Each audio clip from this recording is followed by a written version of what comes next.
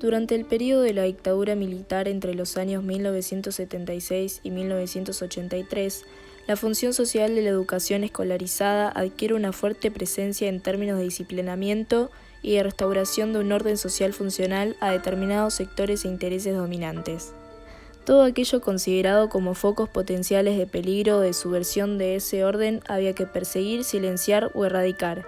Prevalece una perspectiva técnica de los contenidos curriculares y de las metodologías didácticas, concepciones de enseñanza y aprendizaje unidireccionales, con énfasis en la transmisión de valores y normas tendientes a la formación de un sujeto cada vez más domesticado acorde a ese contexto sociohistórico. A 2 días del golpe, el contraalmirante César Bussetti, delegado militar ante el Ministerio de Cultura y Educación, designaba uniformados en todas las direcciones nacionales y generales del ministerio. Todas sus dependencias fueron ocupadas por miembros de las Fuerzas Armadas. Así, el Ministerio de Educación publicó un panfleto denominado Subversión en el ámbito educativo, conozcamos a nuestros enemigos, que tenía por objetivo erradicar la subversión del ámbito educativo y promover la vigencia de los valores de la moral cristiana, de la tradición nacional y de la dignidad de ser argentino. Por resolución número 538 del 27 de octubre de 1977, el folleto debía ser distribuido en todos los establecimientos educativos del país entre personal docente, administrativos y alumnos, en caso de considerárselo adecuado. La desaparición forzada de personas fue muy extendida entre docentes, investigadores y estudiantes. La dictadura fomentó el desarrollo de la educación privada y el fortalecimiento de las cooperadoras escolares, para avanzar en desvincular el rol del Estado en la escuela pública. Este ataque vino de la mano del discurso tradicionalista que sostenía la primacía de la Iglesia. En esta etapa se implementó un recorte del presupuesto educativo.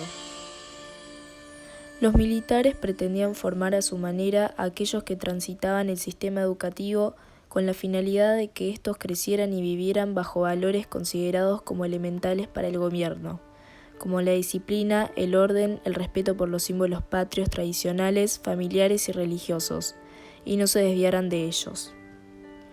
A esa impronta de raíz autoritaria se le sumaron otro tipo de cuestiones como la omisión de los planes de estudio de aquellas materias que daban posibilidades de opinión o debates sobre temas sociales plausibles que alteraban el orden o bien se excluían las vertientes críticas de los contenidos a tratar.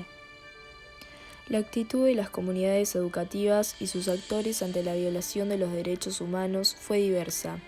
En algunos casos adhirieron acríticamente al discurso oficial, mientras que en otros solo los docentes que concordaban ideológicamente con el gobierno de facto podían manifestarse, mientras el resto optaba por el silencio. Durante el horario escolar se trabajaba con alta tensión dentro de las aulas. Además del miedo de los estudiantes, la presión hacia los maestros y profesores era fuerte.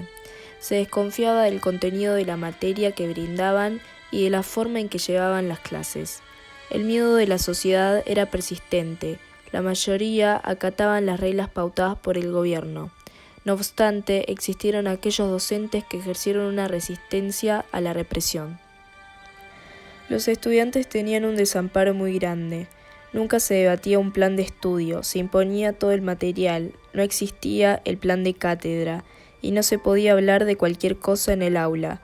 Pasaban a controlar las clases y hasta había alumnos infiltrados. En aquellos años rigió la imposición y expulsión o desaparición de lo considerado subversivo. Para evitar ser detenidos, algunos docentes escondían los libros que sostenían ideologías distintas a la impuesta, mientras que otros libros fueron quemados. La noche del 16 de septiembre de 1976 y días sucesivos, un grupo de jóvenes militantes de la Unión de Estudiantes y de la Juventud Guevarista fueron secuestrados en la ciudad de La Plata, a 60 kilómetros de la capital argentina, por miembros de la policía de la provincia de Buenos Aires. La fecha quedó grabada en la memoria colectiva como la noche de los lápices.